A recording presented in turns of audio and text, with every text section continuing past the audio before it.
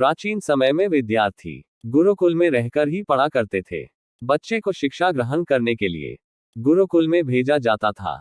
बच्चे गुरुकुल में गुरु के सानिध्य में आश्रम की देखभाल किया करते थे और अध्ययन भी किया करते थे।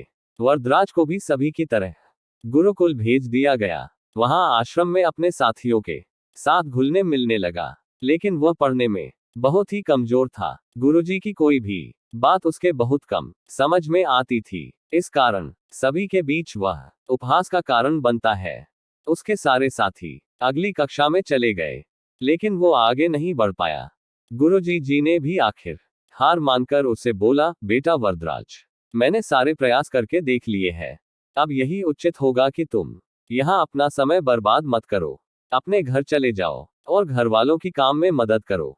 वरदराज ने भी सोचा कि शायद विद्या मेरी किस्मत में नहीं है, और भारी मन से गुरुकुल से घर के लिए निकल गया।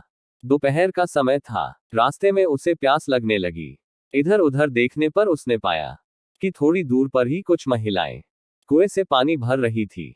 वह कुएं के पास गया। वहां पत्थरों पर रस्सी के आने जाने से निशान बने हुए थे। तो उसने महिलाओं से पूछा, ये निशान आपने कैसे बनाए? तो एक महिला ने जवाब दिया, बेटे ये निशान हमने नहीं बनाए, ये तो पानी खींचते समय इस कोमल रस्सी के बार बार आने जाने से ठोस पत्थर पर भी ऐसे निशान बन गए हैं। वरदराज सोच में पड़ गया। उसने विचार किया कि जब एक कोमल से रस्सी के बार बार आने जाने से एक ठोस पत्थर पर गहरे निशान बन सकते हैं, तो निरंतर अभ्यास से मैं विद्या ग्रहण क्यों नहीं कर सकता। वरदराज ढेर सारे उत्साह के साथ वापस गुरुकुल आया और अथक कड़ी मेहनत की।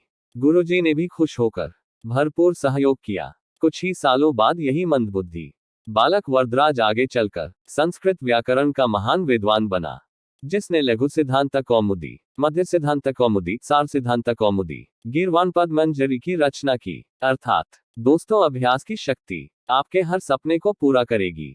अभ्यास बहुत जरूरी है, चाहे वो खेल में हो या पढ़ाई में या किसी और चीज में। बिना अभ्यास के आप सफल नहीं हो सकते हो। धन्यवाद।